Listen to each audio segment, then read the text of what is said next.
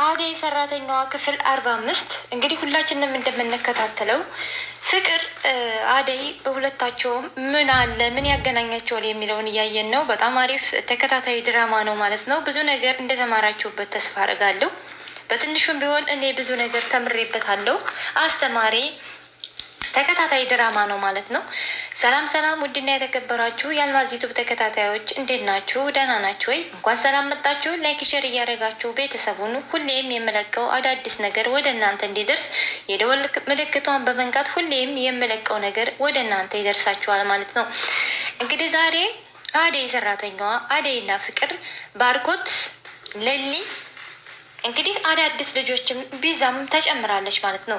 እንግዲህ አደይ የምታስተምረን ከአደይ የምናየው ገጸ ባህሪ በጣም ብዙ ነገር የሚያስተምር ነው። አደይ በጣም ምስኪን ቤተሰቦቿን ማገዝ የምትፈልግ የገጠር ልጅ ናት።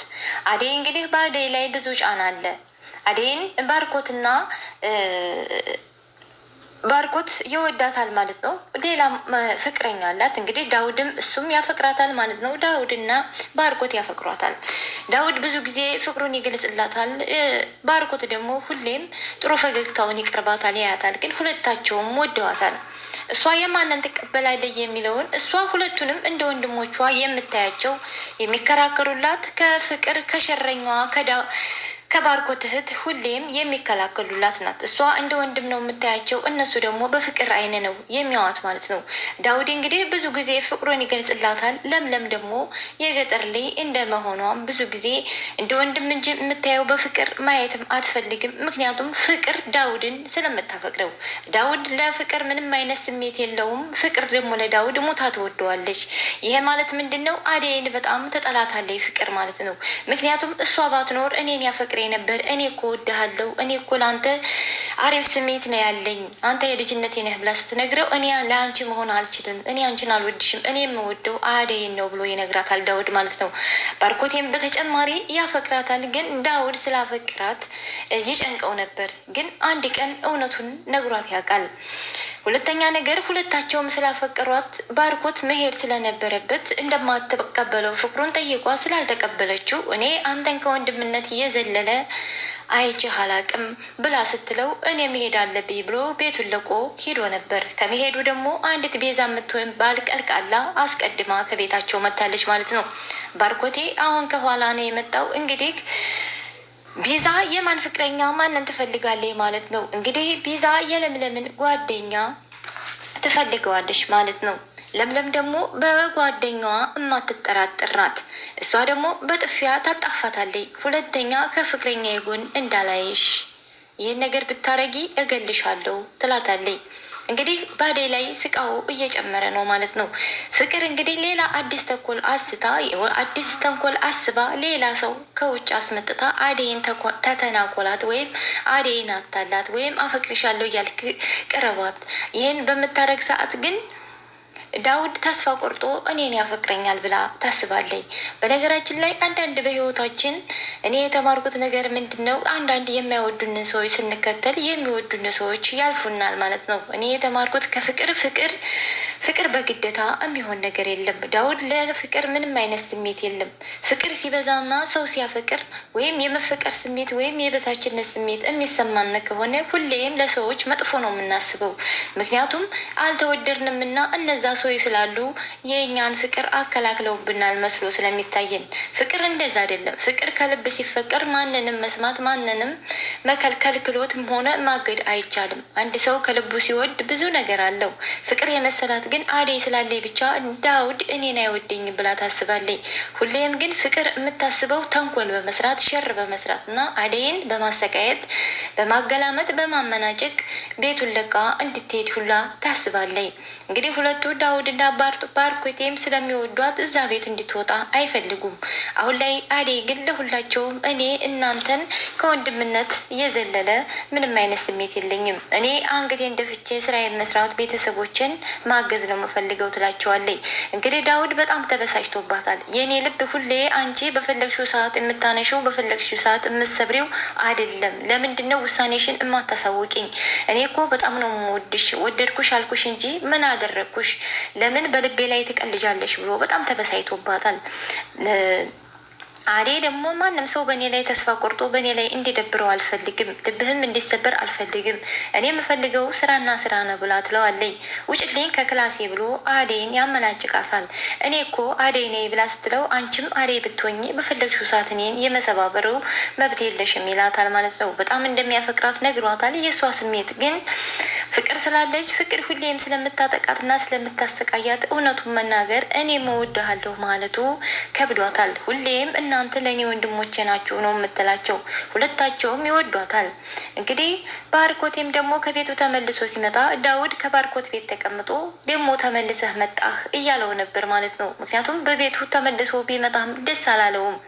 እንግዲህ ሌልም ደግሞ ፍቅረኛዋ አባቴ አንቺ ጋር እንደሆነ አይፈልግም ከሀገር ተመልሼ እንዲሄድ ይፈልጋል። ግን እናቴን ነግሬያታለሁኝ የእናቴ ምላሽ እየጠበቅኩ ነው ሲላት በደስታ ትሞላለች ማለት ነው። አዲስ የመጣችው ቪዛም ደግሞ አስክራ እሱን የፍቅርን የለምለምን ጓደኛ አስክራ አብረው ልታገር ስትል ነው የደረሰችባት ማለት ነው። ለምለም እንግዲህ በጓደኛዋ ጥርጥርና በጓደኛዋ ምንም አይነት ቀል አትፈልግም ማለት ነው። እንግዲህ ለምለምና አደይ የሚግባቡ የሚዋደዱ ጓደኛሞች ናቸው ማለት ነው። ሊዱ ደግሞ የዳውድ እህት ደግሞ ሌላ አፍቅራለይ ወይም አላፈቅረችም አትባልም። ሁሌ የምታሳየው ከሊሊ ጋር ስትጣላ ከሊሊ ጋራ አንቺ ብናባሽ እየተበላይ ስትመነጫጭቅ ነው። እንግዲህ ሊልና ፍቅርና ሊዱ ሁሌም ተንኮል እንደጠነሰሱ ሁሌም ተንኮል እንዳሰቡ ነው። ይሄ ተንኮል ምንድን ነው? እንግዲህ ሊዱ ለምለምን ለመጣል ተንኮል ታስባለይ፣ ፍቅር አደይን ለመጣል ተንኮል ታስባለይ ማለት ነው። ሁለታቸውም በተንኮል የተዋጡ ዛሬ የተራረፈ እንጀራ ያመጣሽልን ንቃትሽ በጣም ንቀትሽ በጣም አይሏል። እንዴት የተረፈ እንጀራ ታቀርቢልናለሽ ብለው ሲያመናጭቋት ነበር።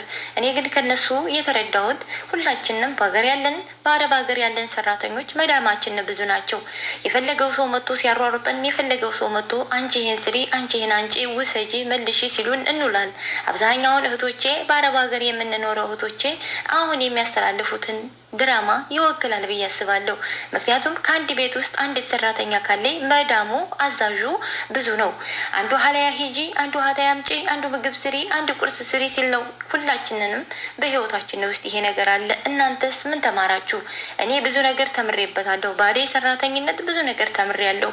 ቤተሰብን ለመቀየር ራስን ለመቀየር ብዙ ውጣ ውረድ አይተን ብዙ ፊት አይተን ብዙ ተንኮሎችን ችለን የምንሰራ የመዳም ቅመሞች ጠንካራ እንዲሆን ነው የተማርኩበት። ምክንያቱም አንዳንዴ በራሱ ሰራተኛ ሆኖ ሰራተኛ ህይወት የማያምረው መኖር የማያምረው ደስታ የማያምረው የማይመስላቸው ብዙ ሰዎች ስላሉ፣ ፍቅርም አንቺ ሰራተኛ ነሽ፣ ከሰራተኝነት ውጭ ምንም ነገር የለሽም፣ አንቺ ኩሽና ብቻ ነው የምትዩ ብላ ሁሌም ታመናጭቃታለች። እሷ ሀብት ስላላት ንብረት ስላላት ቤት ስላላት ግን ፍቅርን መግዛት አትችልም። ዳውድም አይወዳትም። ፍቅር ሁሌ በተንኮል ስኬታማ መሆን ትፈልጋለች። ፍቅር ሁሌ በተንኮል ፍቅሯን ወደ ራሷ ማምጣት ትችላለች። አንድ ሰው ካልወደደ የፈለጉትን ያህል ትምክህት፣ የፈለጉትን ያህል ሀብት፣ የፈለጉትን ያህል ንብረት ቢኖርም የሰው ልጅ ከልቡ ካልወደደ ምንም ገንዘብ ቢኖር ፍቅርን መግዛት እንደማይቻል ነው የተረዳሁት። እናንተስ ምን ትላላችሁ? ከነሱ ከአደይ ድራማ ምን ተማራችሁ? እኔ በፍቅር በግደታ ፍቅር እንደማይሆን በግደታ የሚወዱትን ሰው ወደ ራስ ማምጣት እንደማይቻል ነው የገባኝ።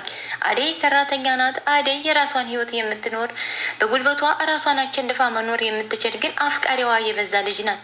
አንድ ሰው ሰራተኛ ስለሆነና ከስቦ ስለኖረ ወይም ሰርቶ ስለኖረ አይፈቀርም፣ አይወደድም ወይም ህይወት አያምረውም ማለት አይደለም።